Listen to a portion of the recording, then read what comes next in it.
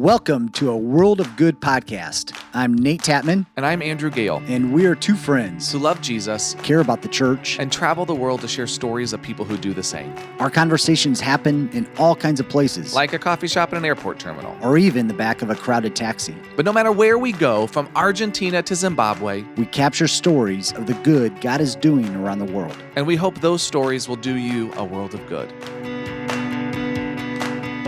Welcome to a World of Good podcast. My name is Nate Tatman, and I am joined today by a guest co-host who is not Andrew Gale, obviously, because they're a guest, but I am joined today by my guest co-host and my co-worker who also happens to be my wife. Hello. Welcome, Stacy. Thank you. It's good to be here. Well, I won't say anything. I will not make any comparisons with my regular co-host, Andrew Gale, and my new guest co-host, Stacy. Okay, good. That could get me in a lot of trouble between my wife and my boss. So, for sure. So how are you doing? I'm doing well. Good. Yeah. Good. We are still in Madrid, Spain, where we've been living now for a little over a year. We celebrated our 1-year anniversary just about a month and a half ago, has it been now? Yep. Or about a month ago. No, it was about a month ago. Yep, it was almost exactly a month ago. That we've moved to Spain. And so getting settled in, life is still, I don't know, it has its challenges. I don't know that we will ever feel settled. I don't know if that's a word that missionaries use. I don't think so. I think we've found that out, figured that out at this point. I think we had this kind of ideal that at some point we're going to feel settled and we were going to know all there is to know. And, yeah. And like, okay, this is going to feel like home and all of that. But I don't know if that ever actually happens. Yeah, I'm not sure. I do know that we feel more settled than we did a year ago when we arrived. There you go. There you go. Yeah. Well, why don't we ask our other guests? So we have with us Daniel and Christy Kihm, who live in Budapest. How are you guys doing? Doing good. Doing great. Good. And so you guys have been on the field in Europe for how many years now? So This will be 9 years. Yeah, we moved to the Netherlands in November of 2013. Yep. Okay. Wow. Wow. So after 9 years, and you've lived, like you said, you've lived in two different countries over those 9 years, first in Netherlands and now in Hungary. Do you ever use the word settled? Do you ever? Yeah. Has there ever? Is there ever a point where you feel like you're settled? I think there was a point I remember several years in where being in Europe, being in the Netherlands felt more like home than Indiana did. You know, so it did shift, but when you're always the outsider, it's hard to feel completely settled, right? So Sure. I would say there's like levels. And so first, when you first arrive, weeks or months in, and you get your paperwork approved, and then you're legally allowed to stay in the country for the next 2 to 5 years, whatever the government permits you. That's like one level of, okay, all right, like now we're officially a resident, right?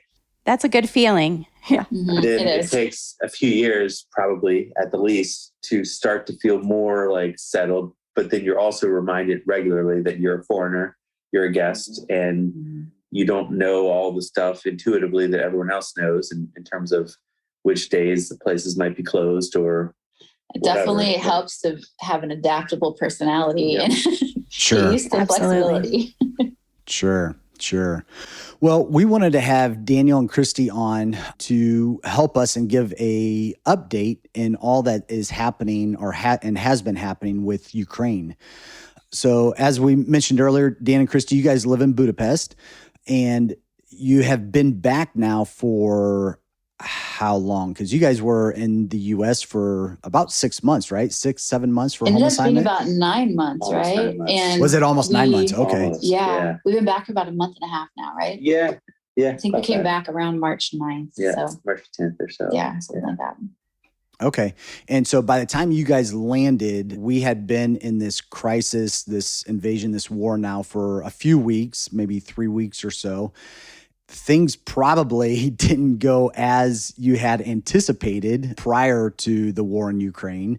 You think or you probably had plans of grandiose plans of coming back, spending a few weeks, maybe a month, getting resettled and starting life back up again as missionaries in Budapest and in Europe and the Middle East. But this kind of put a damper on things, didn't it?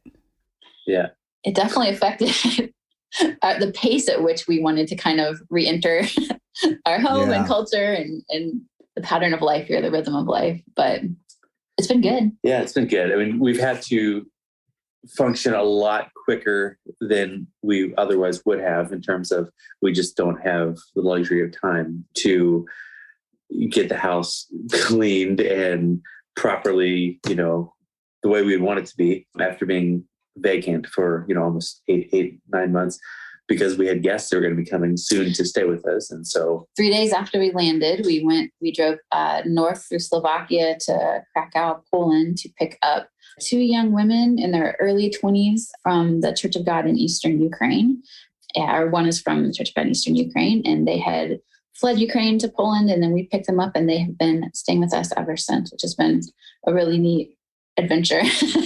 Yeah. We're learning a little Ukrainian, but not much yet. That's awesome. Yeah.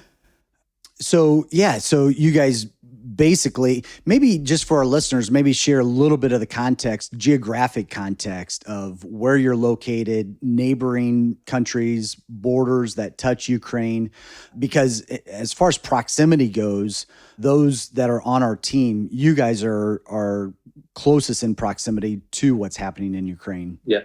Yeah. So we still live in the Netherlands, which is on the very far western edge of Europe, just east of England, just north of Belgium and France, and just west of Germany.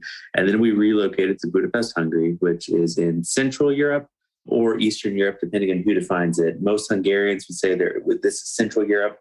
But if you're only looking at Europe as being Eastern or Western, then it's kind of a little more towards the east, if you will. We are just east of Austria and Slovenia, and I'm looking at the map to make sure I get all the There's a lot of bordering countries. The Czech Republic and Croatia, and just north of Bosnia, Herzegovina, Serbia, and then to our north, of course, is Slovakia. And then to the northeast, we have Ukraine, and then directly to the east is Romania. So it's not a huge border with Ukraine, but it is a border and has been an access point for refugees coming through. And Sure. And we know I just did some information this morning before we started recording. And as of, I believe, within the last few days, we know that there are 11 million displaced Ukrainians currently. Of those 11 million, about 5 million, maybe a little over 5 million have left Ukraine. Over half of those 5 million entered through Poland. Mm-hmm. And then you have several of those, again, bordering countries.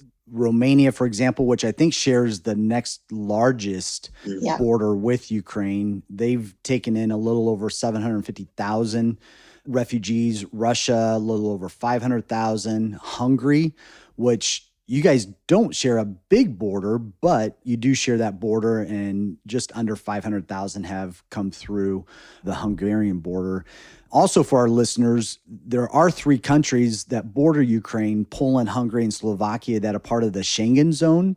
And for those of you that don't know, the Schengen zone allows those citizens or people who pass through those countries to kind of move on through other European countries, or at least those countries part of the Schengen zone, without going through border control. And so for example, and I know you guys have experienced this a little bit, in Budapest and Hungary, you have again, 470,000 refugees who have crossed the Hungarian border, but we don't know for sure, but we don't think many of those stayed in Hungary. Many of them probably passed that border and then moved on to other locations. And I know you've experienced that, or have at least expressed that a little bit. Maybe if you could just share early on what you experienced in refugees crossing the border versus now. Yeah, sure.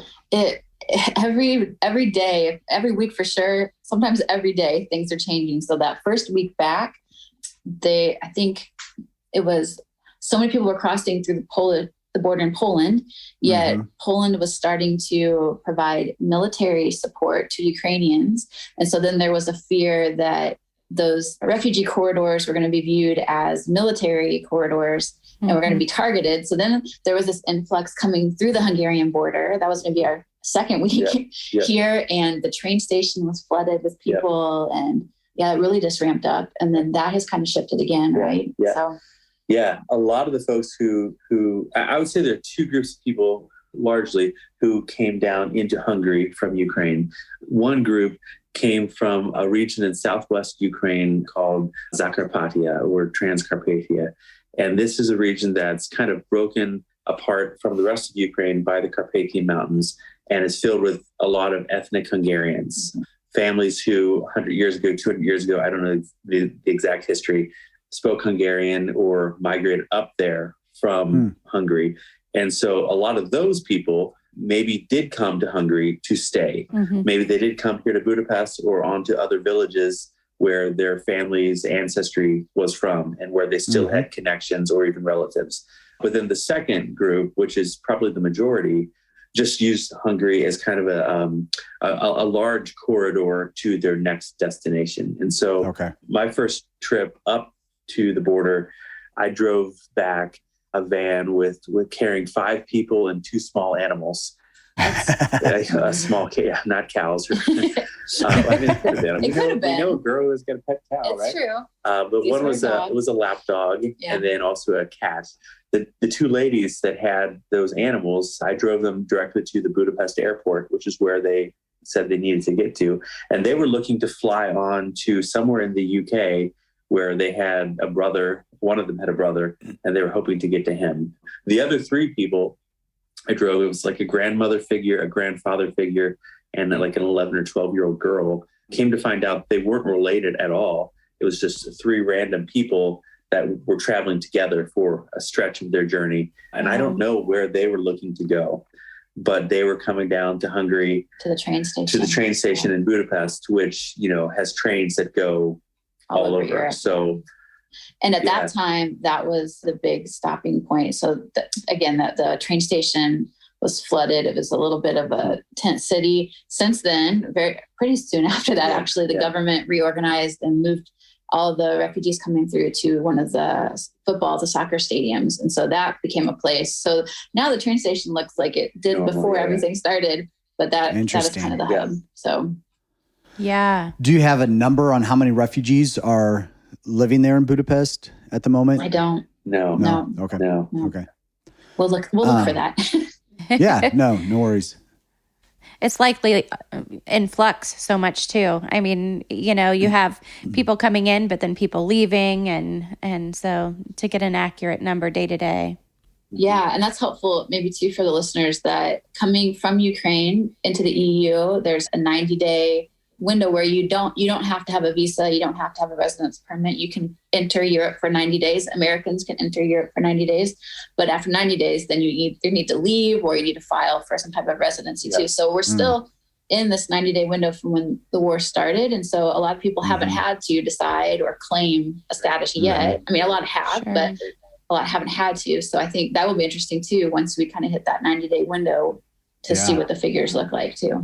There are a lot of individuals who formerly had resided in Ukraine that are looking to stay here, at least until the war dies down.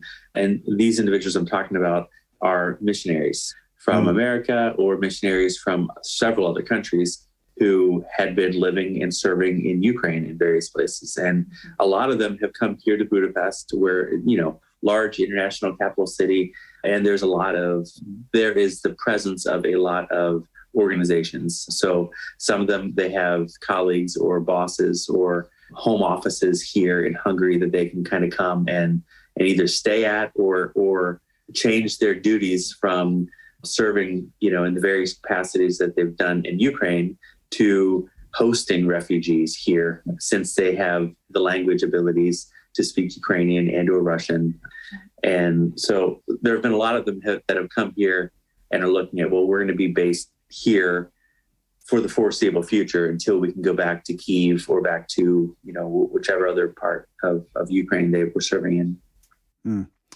Going back to the 90-day window, and that's another thing that maybe our listeners I certainly didn't completely understand it until having gone through and walked through this process. But it's kind of a big deal in terms of you have those 90 days to identify, or decide, I guess, if you want to seek refugee status. But the other added step to that, or other layer to that, is there are all these countries in which you can apply for refugee status, but each of those countries offer something different in terms of whether it might be housing, help getting a job, providing work permits, but also income. Some of these countries will offer stipends, some of them more than others. So that is also a determining kind of factor, if you will, in regards to, refugees not maybe applying for refugee status in the first country they enter into. And linguistically, Yep. Can they get by with Ukrainian or Russian, or if they're going to have to learn a new language, which one? At some point, it's this, like you said, it's a scale of, or a spectrum of how big of a change. One of the perks, I think, to people wanting to stay in Hungary, or at least as close to Ukraine as possible, is that there are some cultural similarities of an Eastern European or Central European type feel, even if just in little things like architecture or whatever, it looks similar to home, or there's some food that's similar. Whereas if you go further away to like Scandinavian countries or something, there's going to be some bigger differences too. So there's a lot of factors that we often wouldn't think about. Also, just geographic proximity. If they're fleeing Ukraine for safety, but desiring to go back as soon as possible, some folks might not want to go any farther than they need to, just so that when they have the opportunity, they can turn around and go home, or they can turn around and go back to the other family members who are left behind, or whatever the case may be. Yeah, because, we know for sure, again, we mentioned earlier, 5 million, maybe a little over 5 million have left Ukraine. We also know that of those 5 million, at least over 90% of them are women and children. Up until, I believe, April 1st, men between the ages of 18 and 60 could not leave Ukraine. At April 1st date, the government then switched and allowed men between those ages to leave, but they have to have a reason in which to leave. It could be because they are a primary caretaker for a family member, health reasons, I don't know all of those things that would qualify somebody to leave, but we do know a few individuals who have left. If your spouse is pregnant, perhaps, something like that. Yeah, yep. That's one of those. And so it's, again, just putting yourselves in the shoes of somebody who, again, never anticipated nor wanted to leave their country.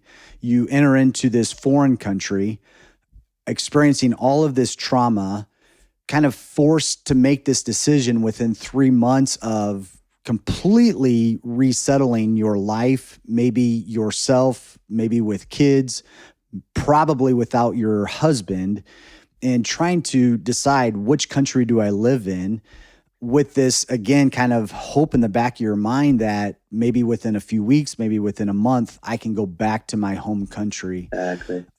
Have you heard any stories, or do you know of anybody who is wrestling through some of those that kind of just can share with our listeners to give them some insight into what that is like for somebody? Yeah. We know several young people that are in their 20s that have left, and I think it feels, on a small scale, like, oh, where am I going to go to college? This is a huge choice of my life.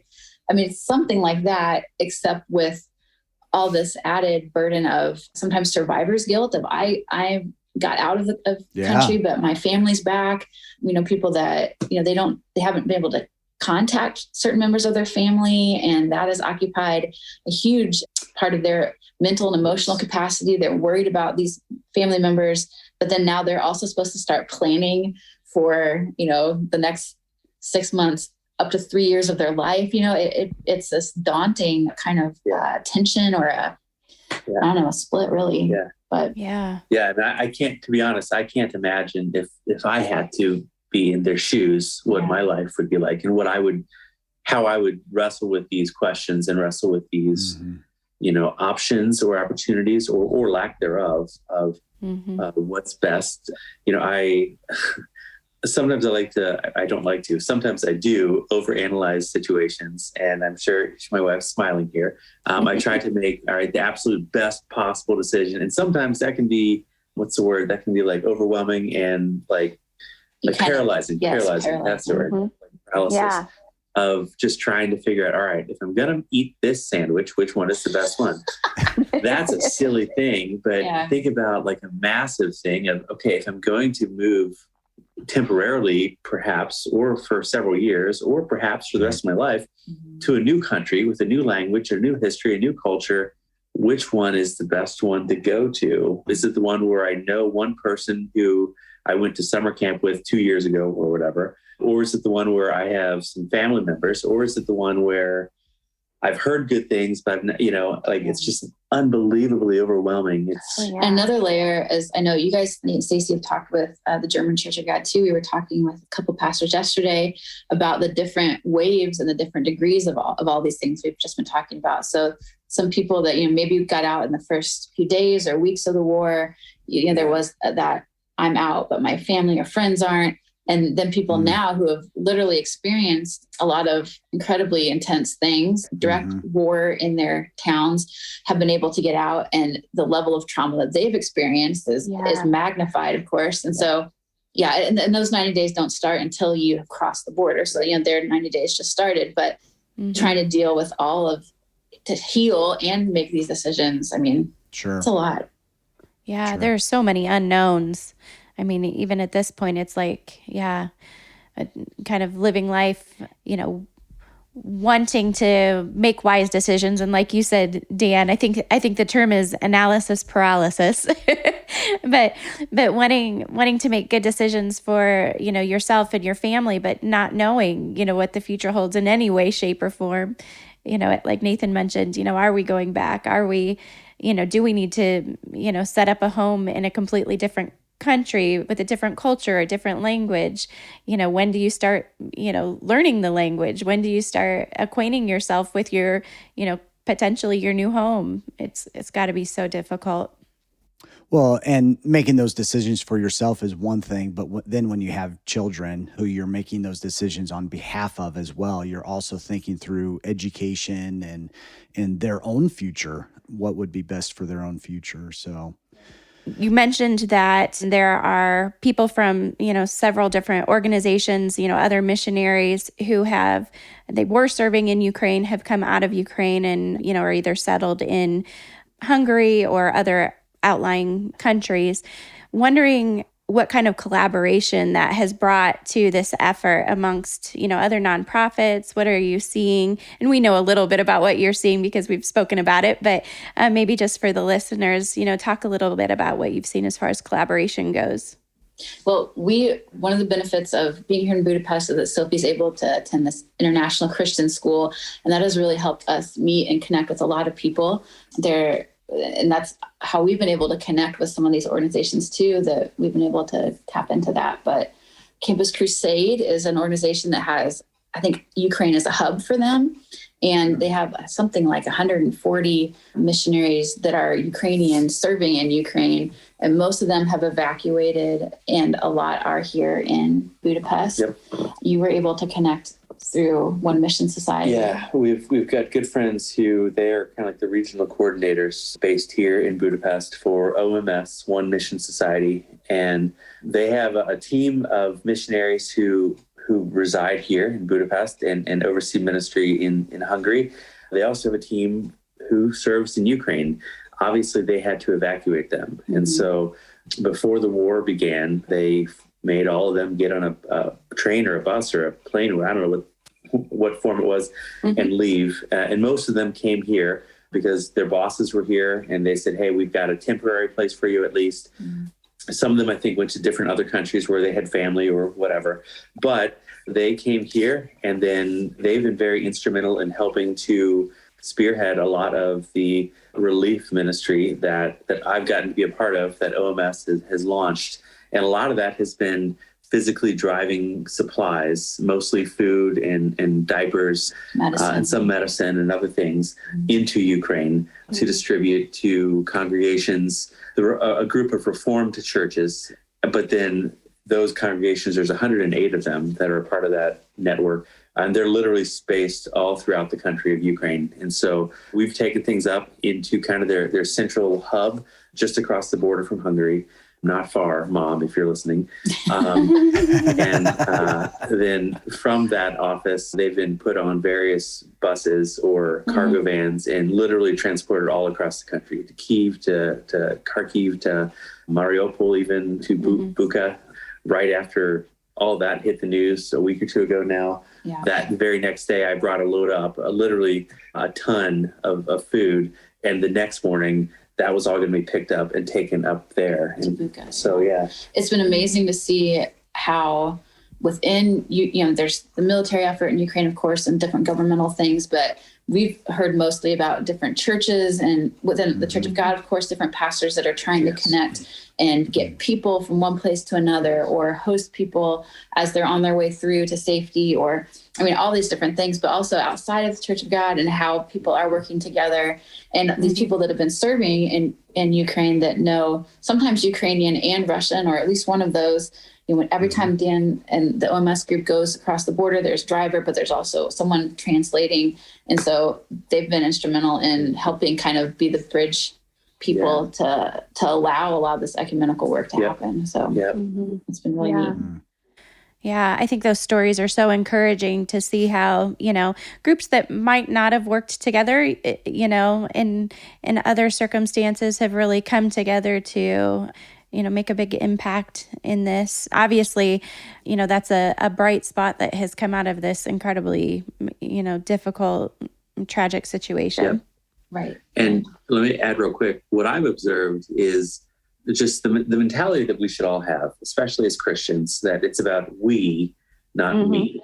So we have taken some supplies from our Hungarian Church of God congregations up into Ukraine to be given to some of our Ukrainian Church of God folks who are displaced from where they normally live, but still within the country of Ukraine. And when I drove the van up with those supplies, the rendezvous point, I set it up with the Reformed Church that I was just mentioning, because they have a great property. And I talked to them. I said, is it possible for me to meet some of our people here? And they said, please, yes, that's great. And so I was there, and we transferred from one van to the other, all the goods from the Hungarian Church of God to the Ukrainian Church of God. And then the young Ukrainian mother who was there, that's been mentioned in some of the global strategy articles of recent time. She was there to receive these goods. One of the other ladies from the Reformed Church said, well, do you need any of these? And she lifted up some cans of beans or something. And she said, well, yeah, I guess. And she said, the Reformed lady said, well, here, we've got a lot of this. Here, you take these on to your people. And literally, I'm going to make up a number here because that's what I do. I'm not a math guy. She probably gave her 200 cans of beans. It was unbelievable. And there were things that they could have used and hoarded, but they said, we can share this. We don't need this. We've got other things, and these people have a need too. So you definitely, you hear stories of bad things, people taking advantage of people, but thankfully there's also the stories of people being generous when they don't have to be. And that's been really neat. Yep. That's awesome.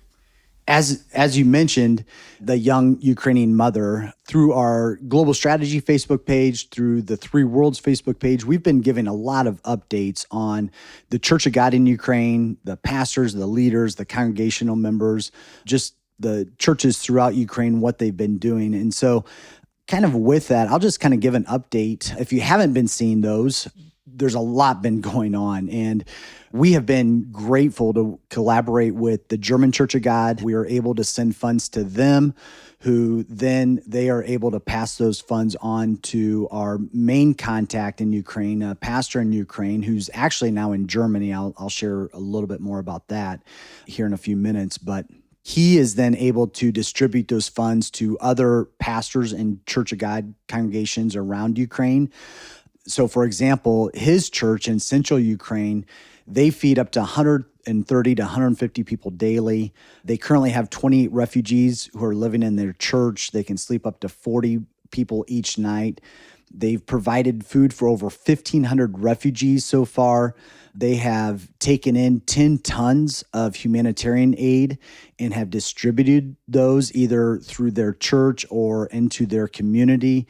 They've aided 67 people in evacuating Ukraine. Again, this has been since the war, the invasion has started.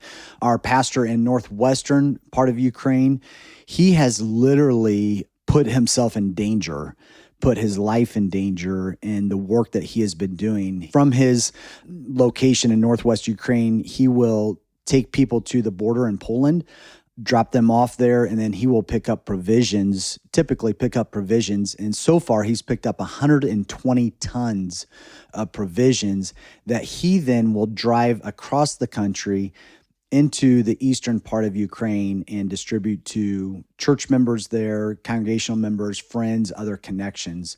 I know that he's been shot at. I know that his van has been broken down.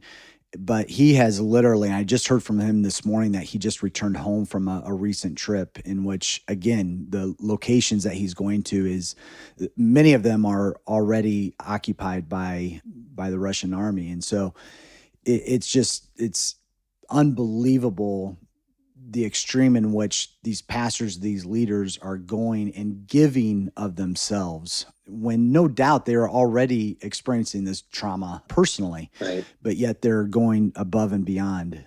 There's another pastor in southeast part of Ukraine. We do know that the church has been occupied by the army. His keys have been taken away, but yet he still continues to work out of his house. He receives funds, purchases provisions, able to feed people during that time. His wife has been able to get out. We know that as well. Going back to the pastor, our main contact in Ukraine, central Ukraine, his wife is 3 months pregnant, maybe 4 months pregnant at this point, and they stayed as long as they could. His parents are in failing health as well, and they just finally made the decision about a week and a half ago that they needed to leave. And so they are now in Germany with one of our Church of God congregations there. And you know, the German Church of God has really stepped up as a whole through this entire process. We've learned that through 3 or 4 different locations, they've taken in 200 refugees just with the Church of God at this point, as well as with others that they've taken in. And it's just been amazing to see and hear and experience the work that's been happening there. The Hungarian Church of God, again, who Daniel and Christy work with, they have been gathering provisions. They've been distributing those. Many of those have gone to the young Ukrainian mother that we referenced, to her and her family. They're kind of on the southern central part of Ukraine, bordering Romania. Maybe just share a little bit about what the work that they're currently doing, have been doing, kind of currently doing. I know it's kind of in flux, and they've recently have just taken in more refugees from eastern Ukraine as well. Yeah. So they are still in Ukraine, but displaced from where they normally have lived. And they are in a community of people, about 150 people, I think, that they're caring for, all of whom, are not from where they're living now. And they've been kind of coordinating to not only to get things to them, but also to get things prepared for them, whether that's meals or whether that's other things, and housing, just logistical things of that nature. Yeah, it was, I think family was down and they relocated that area because there were family in that area. That's right. And they had, I think, 15 people living in one house at one point. And so they were trying to locate options of where they and other refugees could stay. And were even renovating different apartments and trying to, they were providing a really neat service to that area. So we're still praying for them to be able to have that houses will become available and they can help provide a place for people to stay. And like you, I think, touched on at the beginning, some people are not leaving because the men in their lives aren't allowed to leave. And so that's a huge decision of, do I leave without my husband or my father or my brother, or do we stay? And so a lot of the families that have stayed, it's because they want to be there with their family and keep their family unit together. So, and that's the case for this family for sure. And the husband at this point has not been drafted into the military. So one of the things, again, that we're kind of finding out through this process, for example, he currently has an exemption status of going into the military because he is able to provide humanitarian aid and have proof of humanitarian aid. I think they have to have a pastor or somebody who can sign off and verify that rather than going into the military, instead they're doing humanitarian aid. And so far, the Ukrainian government allows him to do that, I think up to 20 days at a time before he has to go back in and reapply and all of that stuff. Yeah. And I think that's, as we've heard from other organizations here in Budapest with their Ukrainian contacts, there's the fear of at some point, will it escalate to the fact that every man has to be drafted into actual conflict. And just thinking about us and, neither Dan or I have experience in direct combat, and you worry about people that are freshly thrown into something like that too, right? Sure. And these pastors. So we're just praying that they will be able to keep that exemption status, and we're mostly praying, of course, like for an end to the conflict for everybody. But absolutely. Yeah. Well, thank you guys for just sharing a little bit about your world and what's been happening. One of the last questions we always ask is what good is God doing in your world today? And I often share this with the Ukrainian pastors, thank you for being a light in these dark days. And again, you guys aren't necessarily experiencing exactly what they're experiencing in Ukraine, but you are close to the conflict there. You're driving across the border, Dan, and doing other things. And so, again, it's great that to be able to see and experience kind of through you guys the light that you're able to provide. But so maybe specifically, what is something good that God is doing in your world? Yeah, that's a great question. I think you have an answer and I have an answer, right? Yeah, I'll tell mine first. Yeah. So the two girls that are staying with us, we were at home the other day, and I heard a scream, which wasn't good, as we mentioned earlier. Not knowing where family is and all that. I was fearing the worst, that very bad news had come. It wasn't the scream of, oh, there's a big spider. It was a deep, emotional scream. And so with some fear and trepidation, I went into the room and asked what had happened. And it, thank God, was a scream of joy that they had heard from a family member that they hadn't been able to be in contact with, and that they were okay. And just such relief that someone had eyes on this person and that they were, at least for that moment, they were still alive and they were okay. And because they were in Mariupol, one of the cities that has been in the news and heavily besieged. Wow. So we were just so grateful for a bit of good news in one of these long, tense periods of worrying about a certain family member. So very, very grateful for God's protection for her. My story is a little different. It's also good, of course, but it's how God is working through his church. Mm-hmm. So, I mentioned one of my now several trips into Ukraine. I brought things that had been purchased and collected by our Hungarian Church of God to some of our Ukrainian Church of God friends, including the young Ukrainian mother. This particular day, the van that I drove across, I was loaded down with some clothes, tons of food. I mean, literally a ton of food, some diapers, a box of children's toys that had been collected by our church folk, and then 3 small electric space heaters. Okay. And so the young Ukrainian mother had communicated with some of our Hungarian church ladies some of the specific needs they had. And so she said, we need medicine. And so she'd given a list of we need cough medicine, or I don't know what was on it. Mm-hmm. And so our Hungarian folks had purchased or collected items corresponding with the express needs that were on this list. So I drove across, and I'm unloading the van of all the goods and getting ready to reload it into the van that they had driven across to take back to where they're staying. And a young Ukrainian mother saw these 3 boxes on the ground, which were the space heaters. And she said to me, "Are those what I think they are?" And I kind of said, "I don't know what you think they are." And she said, "Are they what the box says?" And I said, yeah, it's 3 space heaters. And she said, wow, unbelievable. I didn't say that we need these, but we have 3 families who have been staying in rooms with no heat, and they've been very cold tonight. This is amazing. And I later found out the young lady in Hungary who purchased those, she just saw them and something told her, this is a good thing. They might be able to use those. Wow. And so God spoke to her, whether she realized it or not, and said, hey, go ahead and buy these in addition to all the food and medicine.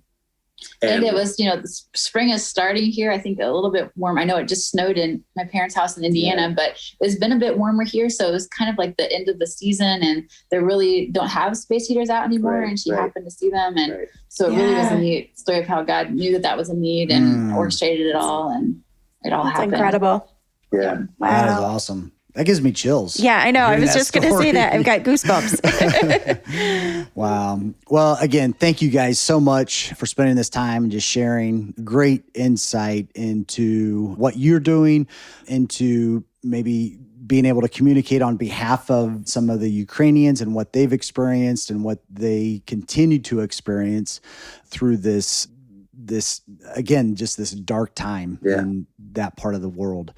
And thank you to my co-host, Stacy, for being a part of this. Thanks for having me. If maybe this becomes a new thing. I don't know. I don't know where Andrew's job goes from here. We'll have to I don't know that I don't know that I can replace Andrew. Okay. All right. Well, I'll leave that up to you. So again, thank you to our listeners. Thank you to those of you who have given. We will include a link in the show notes if you would like to continue to give or like to give for the first time to what is happening in Ukraine. We have a link that you can click on.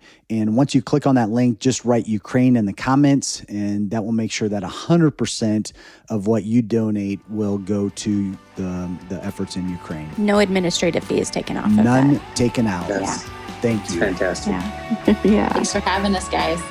Thanks for listening to A World of Good. A World of Good is a podcast production of Global Strategy and Church of God Ministries. Our theme song is Colorado by Leo Flores. If you want to join the conversation, visit us at Twitter at A World of Good Pod, on Instagram, A World of Good Podcast, or visit our website, chogglobal.org/A World of Good. And join us next time as we share more stories of good from around the world.